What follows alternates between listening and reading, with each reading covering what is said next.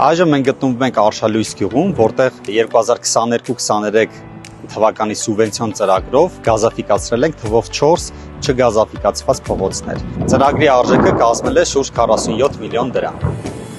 Արշալույս գյուղի մշակույթի տանտանիքի աշխատանքները ավարտուն տեսքի բերելու համար Խոյ համայնքի բյուջեից հատկացվել է ավելի քան 58 միլիոն դրամ։ Իրականացվել են փողոցային լուսավորության ցանցի ընդլայնման աշխատանքներ, որի արժեքը կազմել է ավելի քան 10 միլիոն դրամ։ Ոռոգման խնդիրները թեթևացնելու նպատակով Արշալույս գյուղում վերականգնվել է թվով 2 խորքային հոր, որի ընդհանուր վերականգնման աշխատանքները կազմել են ավելի քան 30 միլիոն դրամ։ Արշալույս գյուղի 19-րդ փողոցի կապիտալ վերանորոգման եւ ասֆալտապատման աշխատանքների